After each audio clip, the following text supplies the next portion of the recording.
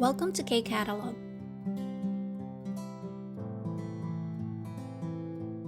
Level 3, Unit 7, workbook pa rin tayo. Page 64, nasa ilki reading part na tayo.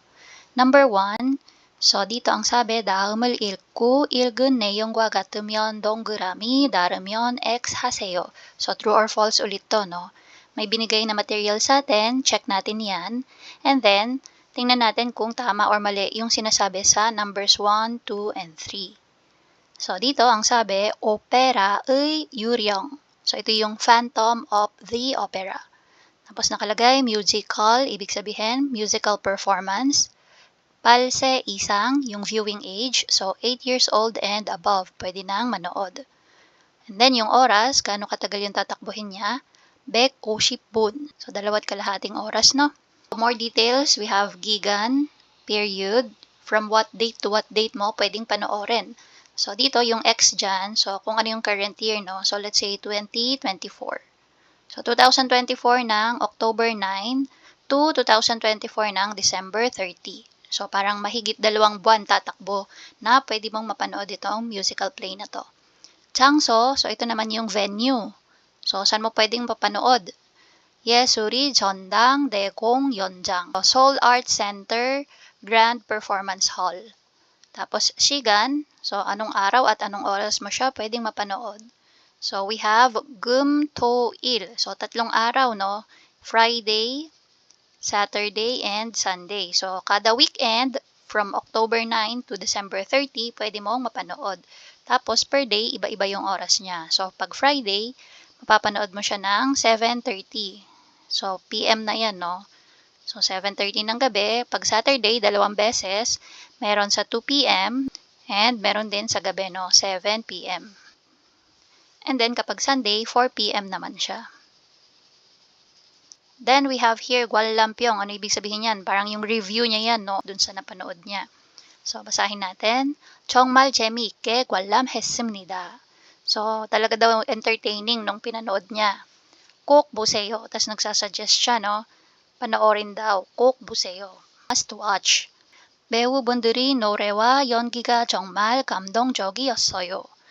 So again, yung 감동적이다, if maalala nyo, ito yung touching, no? Kapag yung pinanood mo, talagang na-touch yung iyong puso. Ayan. So, ibig sabihin, magagaling talaga yung actors nila and magagaling din kumanta. So, 노래, pagkanta, 연기, yung pag-acting. 기대한 것만큼 정말 재미있게 관람한 뮤지컬이에요. So, ito daw musical na to is talaga namang is as entertaining as expected. Okay, so basahin natin yung sinabi sa number 1. 이 뮤지컬은 매일 같은 시간에 공연된다. So, ano ibig sabihin yan?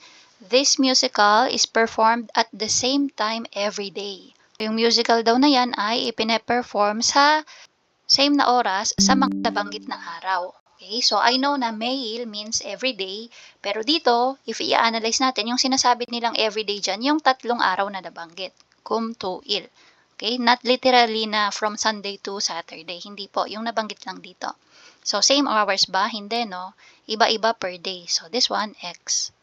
Number 2, 이 뮤지컬은 8살부터 볼 수 있다. Itong musical daw na to ay mapapanood ng starting from 8 years old. Okay, or 8 and above. So, this one, tama. Ayan yung nakalagay sa taas, no?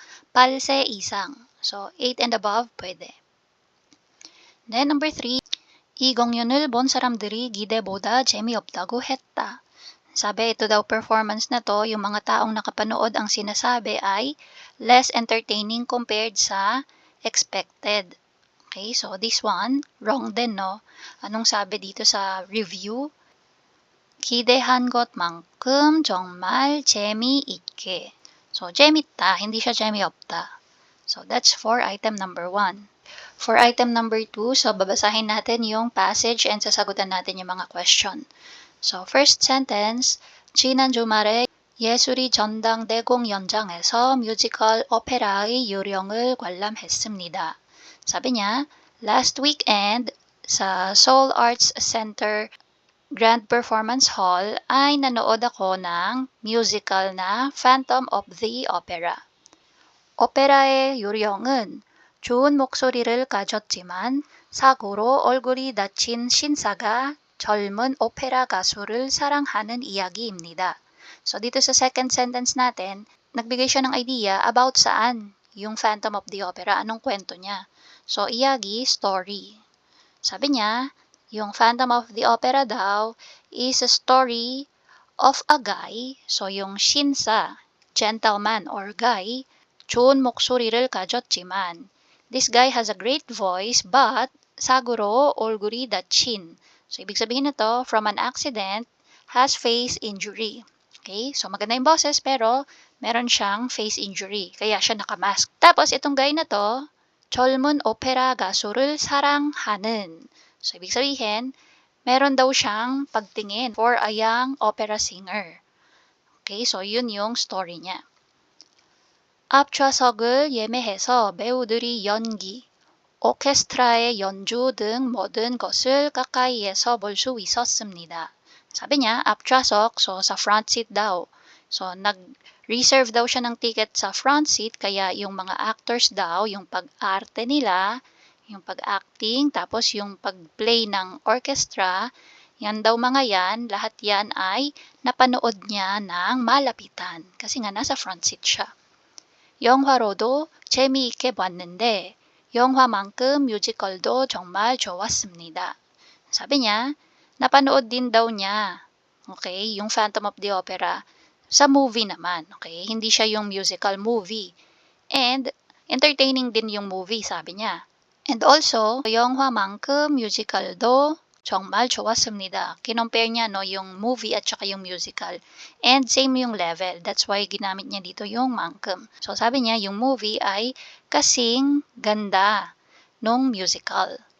그리고 뮤지컬의 주인공이 너무 불쌍해서 나라면 저 상황에서 어떻게 했을까? Also, yung main character daw dun sa musical ay sobrang nakakaawa. So, 불쌍해서 nakakaawa, no? 나라면 저 상황에서 어떻게 했을까? So, dito take note, no?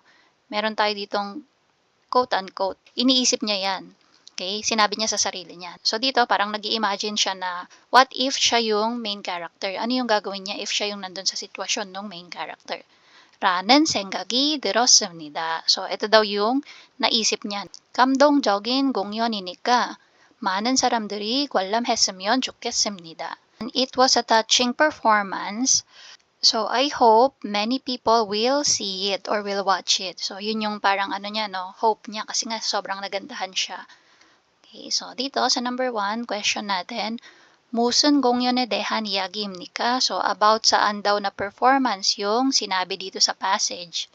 So, again, about sa Phantom of the Opera. So, sulat natin dito yung title, 오페라의 유령 공연에 대한. tapos, 이야기합니다. And then number 2, with 글의 내용과 같은 것을 고르세요. So, 같은 것, piliin daw yung same ang sinasabi based dun sa nabasa natin dito sa taas. 이 사람은 뮤지컬 오페라의 유령을 공연했다. Again, 공연하다 to perform, 공연했다, performed. Okay, so ibig sabihin siya yung nag-perform dun sa Phantom of the Opera. So, yung tao na yan. So, yung nagsulat nitong passage na to, siya yung nag-perform dun sa Phantom of the Opera, which is wrong. Nanood lang siya, no? Hindi siya nag-perform. Number 2, 오페라의 유령은 뮤지컬이 영화보다 더 재밌다. So, dito, yun daw musical na Phantom of the Opera ay mas entertaining compared dun sa movie.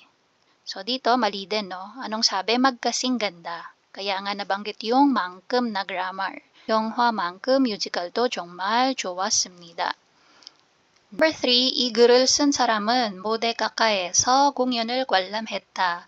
So, 관람했다, ito yung watch, okay, or view.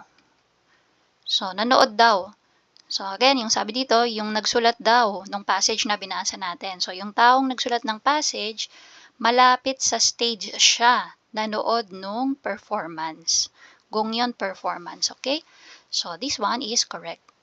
So, for number 3, 앞좌석이 예매해서, ayan, part na yan. So, 모든 것을 가까이에서 볼 수 있었습니다. So, yan yung sagot sa number 3. So, that's why correct siya. Okay, number 3. So, ito po yung reading part ng Level 3 Unit 7 workbook. Again, page 64. So, sa sige part naman tayo, writing, workbook pa rin po, page 65. Number 1, 다음은 연극을 보고 쓴 글입니다. So, sabi, the following, this one, is an essay written after watching a play. So, after daw mapanood yung performance, ayan, sumulat ng essay. 메모를 참고하여 글을 완성하세요. So, gamitin daw as reference yung memo na nandito. So, ito naman yan. Para makomplete yung essay na sinulat sa baba. So, again, yung essay natin, ito yung may mga blanks. Okay, tingnan muna natin yung memo. 공연 제목. Again, 공연, performance or play. 제목, title. So, ano yung title? 옥탑방. So, ibig sabihin po niyan is rooftop room or attic. 공연 장소, again, yung place or venue. 대학로, 한국홀. Korea Hall sa 대학로.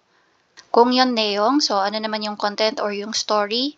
So, sabi dito, 여자와 남자 주인공이 갑자기 같은 옥탑방에 살게 되면서 일어나는 이야기. Sabi, this is a story that unfolds when a female and male protagonist or yung main character suddenly 살게 되면서 started to live at the same rooftop. Okay? So, same attic. Then, yung 느낀 점, so ano yung naramdaman nung nanood? Sabi niya, 기대만큼 재미있었다. So again, entertaining or interesting as expected. Another one, 배우의 연기를 눈앞에서 직접 볼 수 있어서 좋았다.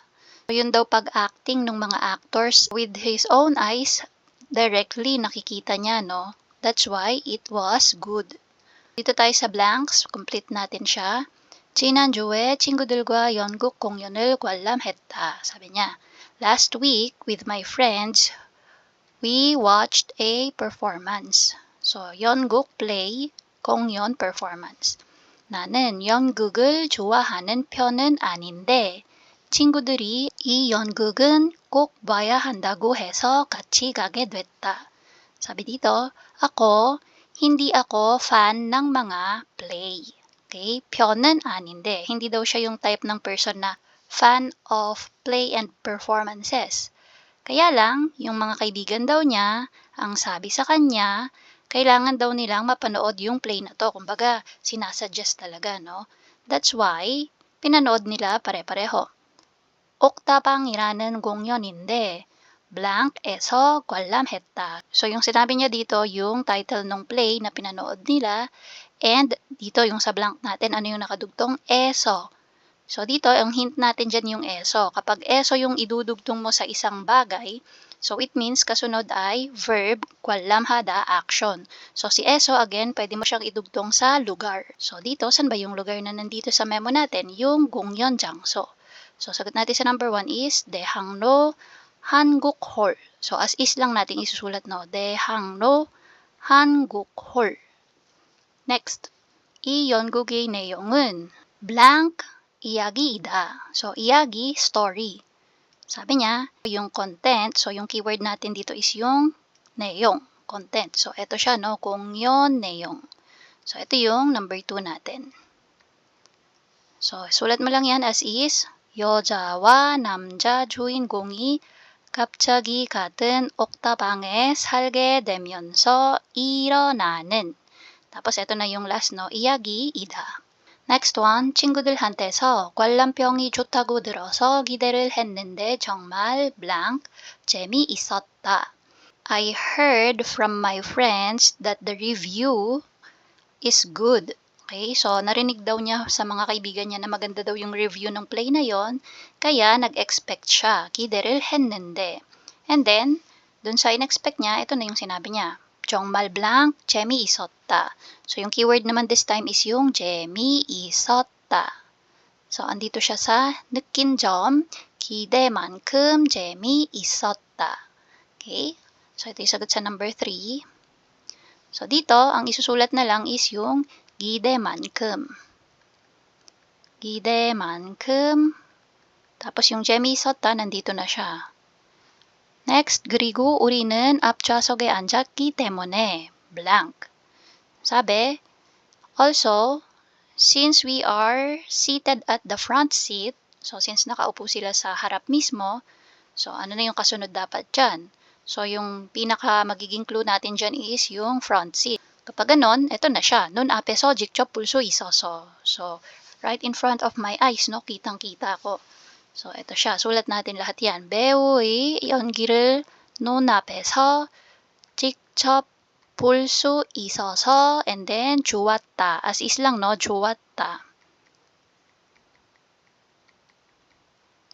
tapos yung last sentence, 학생들도 볼만한 연극이라서 주위 친구들에게 한번 가보라고 추천하고 싶다. Because this is a play that students can also see or watch, 주위 친구들에게, so yung 주위 dyan, ibig sabihin around or nakapaligid sa kanya na mga kaibigan din niya. Yung mga kakilala niya or malapit sa kanya, so to them, gusto din daw niyang i-recommend, 추천하고 싶다.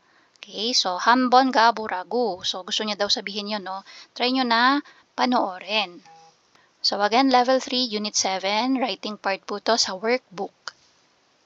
And that's it. If you find this video helpful, please hit the like, share, and subscribe button. So I still hope to see you in the upcoming videos, and again, thanks for watching.